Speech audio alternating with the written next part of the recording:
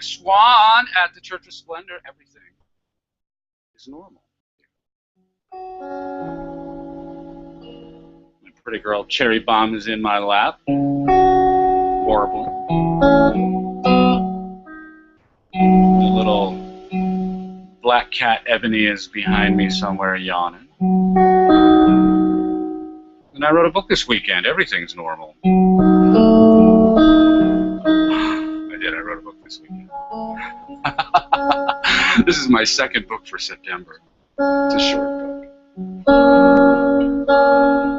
And I'm not a braggy boy. When I'm writing, I can write 1,000, 1,200 words an hour for 8, 10 hours at a stretch. So. This book is about 7,500 words, and it took me the best part of a week. It was murder. It was literally almost just barely 1,000 words a day, and that's very slow for me. And it wasn't really that slow. I wrote it in big bursts, but it took me a long time to figure out how to write those bursts. I'm deliberately trying to write as short as I can. It's so hard for me. It's very difficult for me. It's difficult for anybody to write something that is both comprehensive and short, that add in the need for utility, and it's even more difficult to write something of a procedural nature that really gives useful and valuable advice and that is concise and engaging. Bumper stickers are hard. Books are easy. All you need to write a book is an idea and time. To write a bumper sticker, you need to know that idea so well that you can compress it down to 3 words or fewer, ideally 2, if you can 1. When you know your ideas that well, you really know them. It's very difficult. Anyway, the book is called Shiley's Delight. Work, play, and love like a Labrador. It started as an essay that I wrote in 2000 or 2001 called Shiley's Delight. And I thought that I was going to write a book expanding on that essay, and at this point there are 0 words from the original essay in this book. I'm at the point now where I consider everything that I left out to decide if it needs to go in anyway, but right now it's not looking good for the original essay. It's really good. The original essay is really good. You can find it on selfadoration.com, and you can find it all over the world because it has been picked up by lots and lots and lots of sites all over the place, because it makes my argument of egoism, and in a very short form, it's 1,500 words or so, but my argument of egoism, my argument of self-adoration, why self-adoration is the appropriate expression of egoism. Everything else isn't. But the book I ended up writing is based on the ideas of game theory, I guess you'd call it, that I've been working on the past couple of weeks since I finished 9 Empathies. I spoke about this last week, that I wrote a spreadsheet of strategies, really, of emotional strategies and how things play out. I think there's a wave mechanics in that spreadsheet. I think there are wave functions that can be defined, and iterative expressions of those wave functions that will result in a math. A true game theory of human social relationships. That's such an absurd claim. I mean, that is such a hugely outsized claim. I know that there are people who watch me because they're interested in my ideas. Maybe they're fascinated by my ideas. Maybe they really want for me to be right. And I know that there are other people who are desperate for me to be not just wrong, but hugely wrong. Wrong in every possible way. And when you say things like that, that I may have the basis for a wave math-based understanding of human social relationships. Oh man, this is like a limping gazelle in front of a pride of lions. It's just meat waiting to be devoured. I say, come and get it. I have a math in here. I am laying down a challenge to the math geeks who want to lay down a challenge to me. Go find out if I'm right. Go see if I'm right. But this book is so funny. This book is essentially the game theory of egoism as expressed in mother tongue displays, all without ever using any of those words, not using game theory, egoism, or mother tongue at all.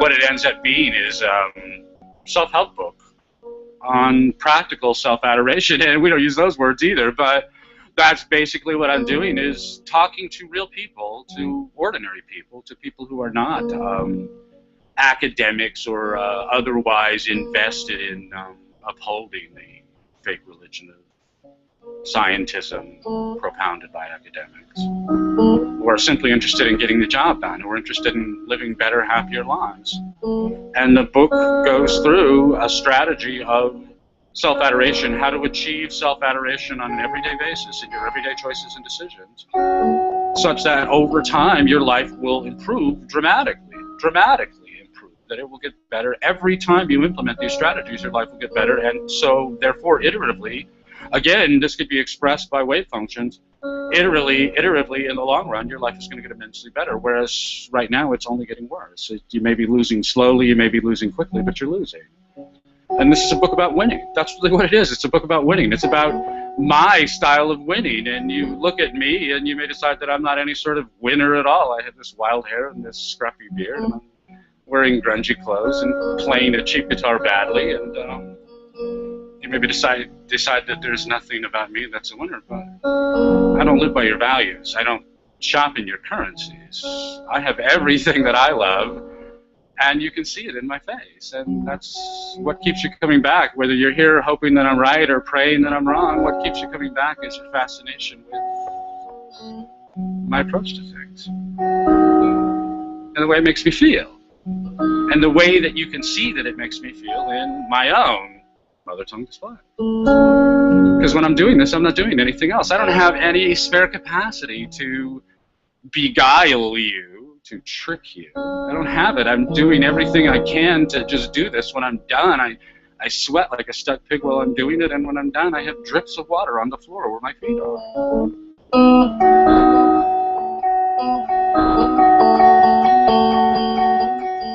I'm living everything I talk about from the inside out. I really am living everything I talk about from the inside out. I'm doing it my way. You'll do it your way. But it's all the same way, and that way is discussed in this book. It's taking the D strategy that we've been talking about in DISC and combining it with the S strategy. I call it driven sociable. But deploying that strategy in every choice that you make in your life, in every decision, but especially in your home life. And things will get immensely, immediately better. And I can show you all this, I can teach it all to you in a 45-minute read, a book that will literally take you 45 minutes or less to read, and I will change your life forever. Now, that's a big promise.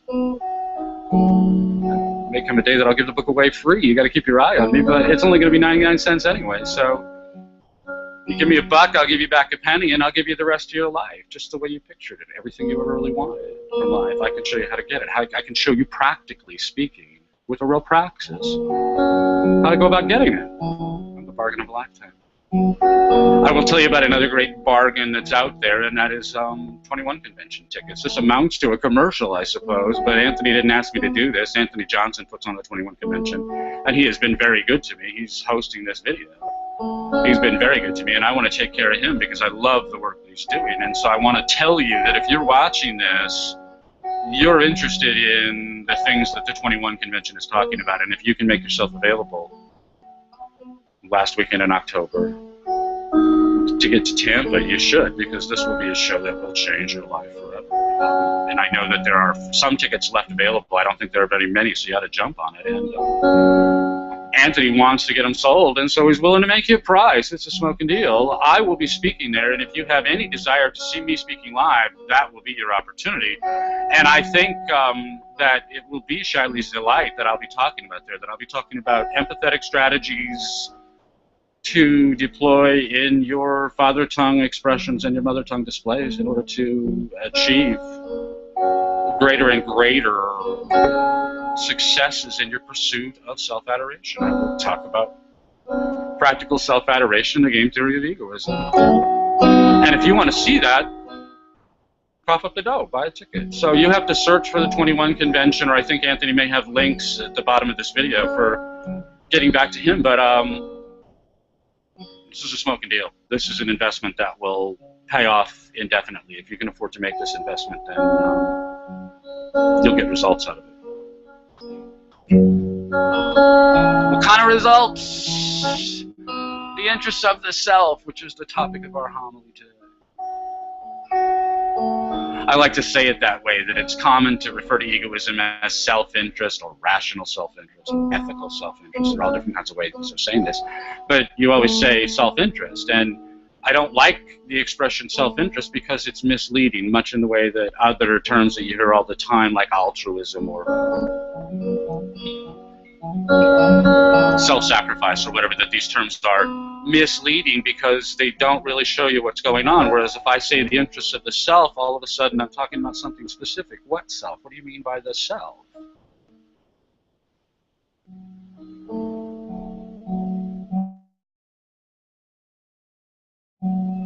Thing that can be poked with a knitting needle, and if you poke me with a knitting needle, won't I say, yow?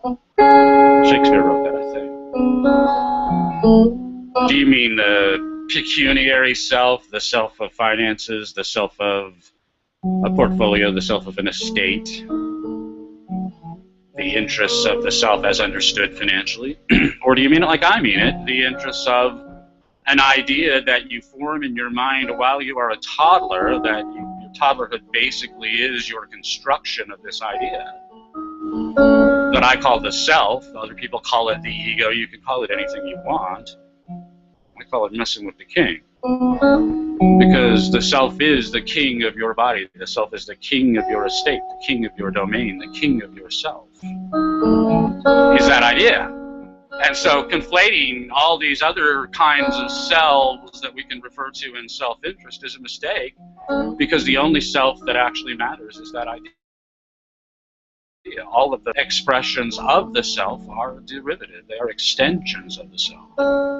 And the self itself is just that idea of your life that you craft while you're a toddler, that you perfect at the age of conceptual fluency, when you come awake in conceptual thought, when the interior conceptual monologue that's been going on ever since commenced, when you started having complex and comprehensive memories, when you started to apprehend ideas in concepts, when people were able to indoctrinate you with conceptual knowledge, and when you were able in your turn to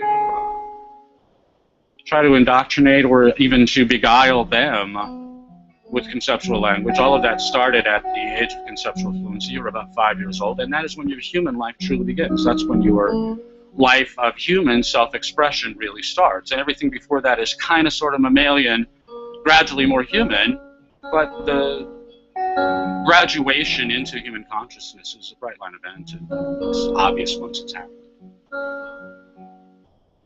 But the interests of the self, as far as I'm concerned, are the interests of that self. That the interests of the bodily self or the pecuniary self or any other sort of self-interest that you might want to talk about, all of those interests are served by serving the interests of the idea first, the idea of your life that is yourself. And consequently, that self is your highest value. This is a matter of ontological necessity. You don't have a choice about this. You can insist that it's not so, that you have some other value that's your highest value, but it's obviously not so. And if you want to prove to me that you're living for some other value, then in the name of that other value, breathe in, but don't breathe out. I'll wait. A minute would be a long time for most people. 4 or 5 minutes is what real serious athletes can do. They practice at it. 5 minutes, think about that. 5 minutes without breathing. It's the most you can do. You're gonna breathe. Because regardless of what you say in your thinking brain, you have a mammal brain and a reptile brain. And they want to live whether you say you don't want to live or not. You can self-annihilate, but you got to do it by some more active means. You can't do it by holding your breath. All organisms are fundamentally egoistic in the sense that an organism exists to serve its own interests. And those interests fit into different categories. Obviously, no other organism than us really has pecuniary interests, except as you express it in terms of other material values like food. Availability of food is of material interest to other organisms, and yet they're not conceptually aware of that availability, so it's not too terribly useful. So really, practically speaking, the values of non-human organisms are a matter of pleasure and pain. Bodily experiences that are satisfied as matters of bodily utility. Human problems can be conceptual, and that's why they can be pecuniary. That's why they can be enduringly emotional.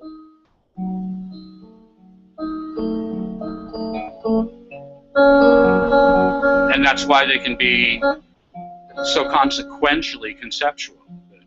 We can conceptualize anything, and in that regard, we can conceptualize our conceptualizations in the form of abstractions and continue abstracting abstractions.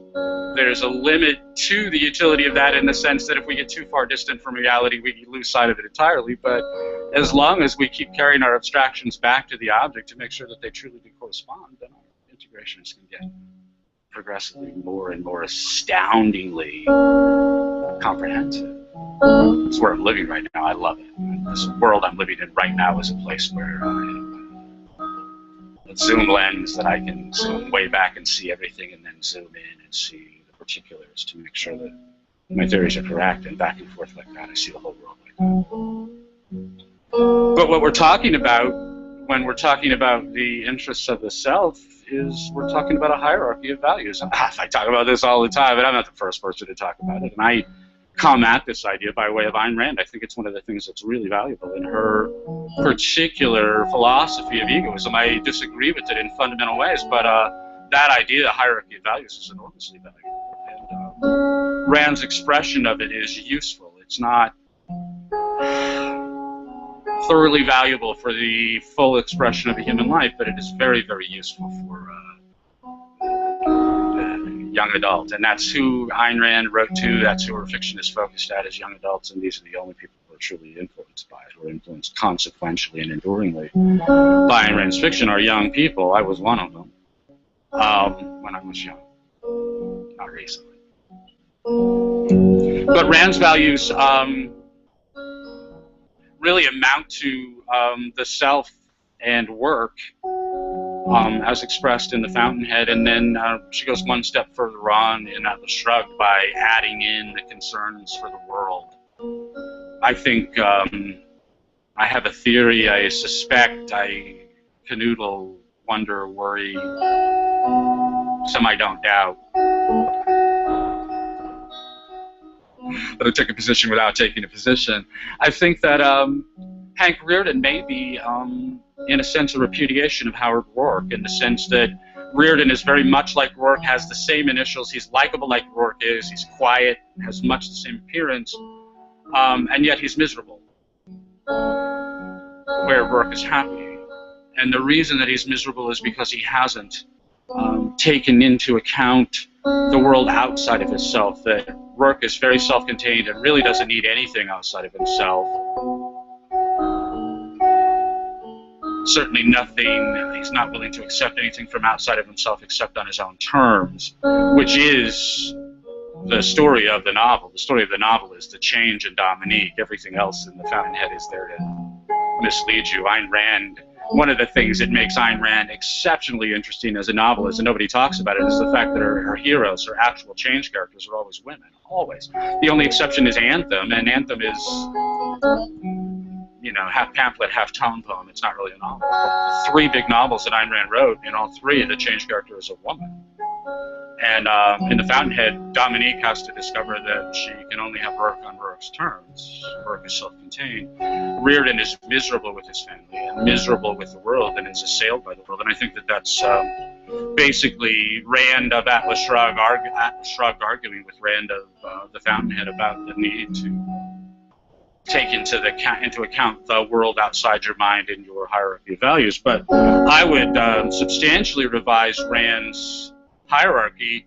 The period between adolescence and parenthood, your own becoming a father or mother, this could be described as young adulthood, and that young adult period is interesting and valuable because that is the point at which you individuate. Until then, you've been a part of somebody else's organization, and now you're basically upping your own organization by moving out. You are becoming not just a self, but a solitary self. And so your domicile, your home, will really basically consist of you, yourself, and your expressions of yourself. That anyone else who's there is temporary and really isn't part of the program. And so your values in Rand's context really should be self, home, work. That's the entire hierarchy. That if you want to take into account other things outside of your house other than work, have at it. But when you're young, what really matters to you is your education and your career and your future family. And that's what you should be focused on, is, those three values. And you'll find all of those outside the home. We're talking the self and your home, obviously, are values that are inside the home. Your work, your education, and your future romantic life are all outside the home. And that's a way of thinking about your values and which are more important. All of the values inside your home are always more important than all of the values outside your home. That yourself and your home itself is more valuable to you than your work. It's easy to change jobs. It's not so easy to change homes. And when you change homes, lots and lots of other things can change too. Whereas when you change jobs, typically what changes is who yells at you and who signs your paycheck. But as you transition from that young adulthood into marriage and into parenthood, the values inside the home will start to increase. That the marriage itself, I think, will be your second highest value. Yourself is always your highest value, and this is not optional. This is not up for deliberation. But I think your marriage is now your second highest value. That if you lose your job, you lose your job. But if you lose your marriage, you lose everything. And chances are you're going to lose your home with it. So you just got married. Your values are now yourself, your marriage, your home, your work. Once you start to have children, yourself, your marriage, your family, your home, all four of those, eminently more important, more important in every way than any value outside the home. And your first and most important value outside of the home is always going to be your work. This is what's the most important value, says Howard Work, your work. That's what he says. No, it's not. What's the most important value in your life is your family. Your wife, your husband, your children, your friends and your extended family. This is your domicile. This is your home. Your work and your work relationships are very, very important, but they're all fungible and they're all inherently temporary. Even if you stay till you get the gold watch, as soon as you walk out of the building, you've walked out forever. If you walk out of your home or walk out of your family forever, there's something wrong. But you anticipate walking out of work someday forever. Hopefully not this afternoon, but someday it will happen. The community at large, I don't mean your family or your friends now, I mean strangers, but strangers that you like and respect and have goodwill for. This is a value that you can have. And then the world at large, whether you're considering global politics over which you have absolutely no control, or more seriously thinking about big, big ideas that will influence everyone and everyone's children going forward. This is something that is worth thinking about. It's you'll note that it's last on my list. I have 7 values in my list: self, marriage, family, home, work, community, world. And I talk so much about the world of big, big ideas that you may think that this is a huge preeminent value for me, but it's not. What's a huge preeminent value for me is the family, is the self, is marriage, is executing everyday life with joy, style, panache, charm, grace, good humor, and audacity.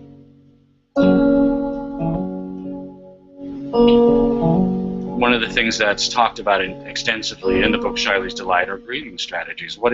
It's the first thing you see in a dog is his greeting strategy. And why do you see it? Because the dog is so alert about, hi there, how you doing? Oh, God, it's so wonderful to see you. You're so beautiful. Look at you. I encourage that. I approach strangers that way. I don't like the way other people treat strangers, and so I kind of play the opposite game anyway. I always have. But I also really just like strangers. I like dealing with people that everybody else kind of ignores, and I like the kind of low-key fun that comes from defying that expectation and finding the joy in it instead. So I spent part of my week, 9/11, the 11th of September, sending semi-friendly displays to my friends in the world of Islam. Islam as a religion is a cautious tyranny in the sense that I describe that idea in Shiley's Delight. I don't talk about Islam or religion at all in the book, but Islam is a cautious tyranny. It greets by aggression in pursuit of safety.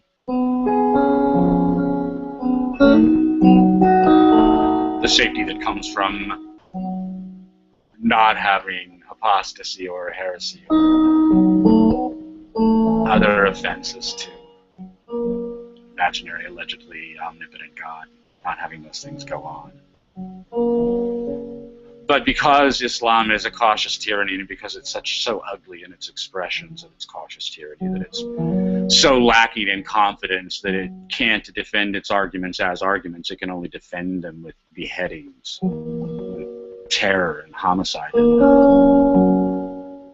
Expressions of not just intellectual cowardice, intellectual impotence. The only people who make arguments that way are the people who have no argument to make. And that's what makes Islam a cautious tyranny, is that it's an empty suit philosophically. It offers no benefit to anybody. It's nothing but attacks.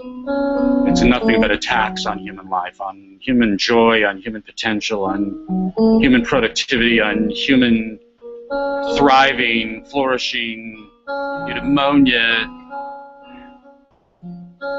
It's attacks on human life. It's attacks on humanity for being humanity. And every cautious tyranny ends up in that form as a vast penalty imposed on people for the crime of being people. Not being animals and not being automatons. For being audacious. For being everything I love. A cautious tyranny exists to destroy everything I love, and you better believe it starts with people like me. So, sort of a bodily and pecuniary self-interest to defend too. I'm keeping myself out of prison, ideally out of a death camp, and one might hope out of a mass grave. I would not feel myself to be honored to be on the lowest level of a mountainous mass grave. First and most dangerous killed. I don't want to be killed. I want to live. So I have a interest in talking to my friends in Islam in order to persuade them to a driven, sociable strategy toward life, because that will make them livable for me. I will live as a driven sociable. They will live as driven sociables. We can live together. We don't have to agree on anything else. We just have to agree on that strategy, and everything else will work itself out through the miracle of commerce.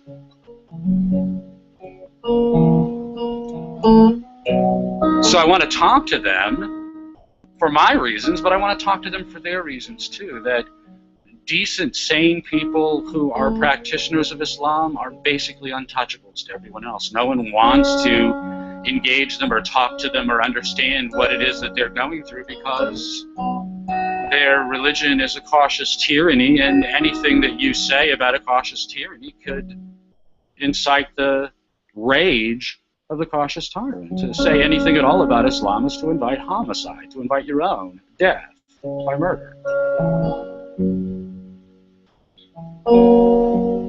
Can understand something about me that I'm willing to do this anyway, but I don't consider it terrifying at all. I think that Islam is a paper tiger. I think that Allah is a joke, but I think Jehovah is a joke. I think Jesus is a joke. I think Buddha is a joke. I think all religions are jokes. I think they're bad jokes, and more fool you that you fell for it. But if you did fall for it, or you don't think you fell for anything, you think it's for real, and you think it's beneficial to you, more power to you. I don't take anything away from anybody. I am quite certain that almost everybody who listens to me thinks that I'm a joke, and I don't take any offense at that, whatever. I don't give a rat's ass one way or the other.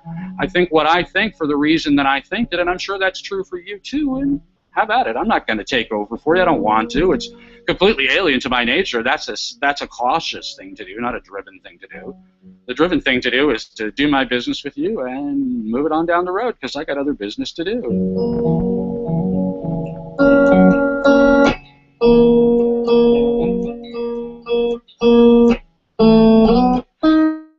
But because sane Muslims are untouchables, then no one talks to them, and therefore they can't.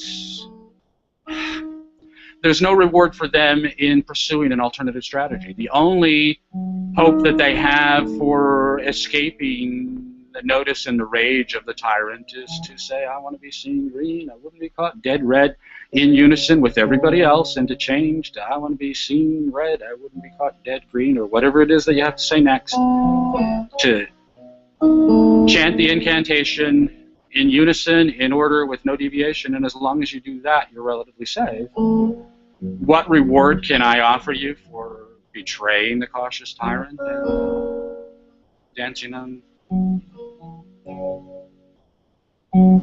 the other side of the dump instead? I should offer you some benefit, shouldn't I? And so this is why I've been, teasingly talking to the victims of Islam this week, is because I'm trying to tease them into understanding that there's a better way of living, that they can keep their religion and change their social strategy and have a much, much better life. I don't want to take anybody's religion away from anybody, but I want to show you a better strategy for making your choices, your everyday, day-to-day choices, the choices that you make 10,000 times a week. I want to show you a better strategy for the way that you make those choices, and if you change that strategy, just that, everything else will change in consequence.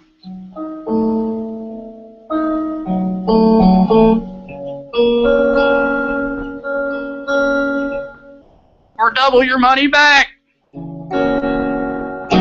This is the Church of Splendor. My name is Greg Swann. I appreciate you paying attention. If you have money, or you know somebody who has money, you should encourage that person to give me some. I'm not being pecuniary. I'm not being avaricious. I don't give a shit about money, but I can use it. What I care about with money is what I can do with it. And I want to talk to more people. I want to talk to as many people as I can. I want to feed 7 billion minds, and there's 70 billion children. You can help. I want you to. Bless you. Thank you so much for putting up with me. And I'll talk to you next week. Bye-bye now.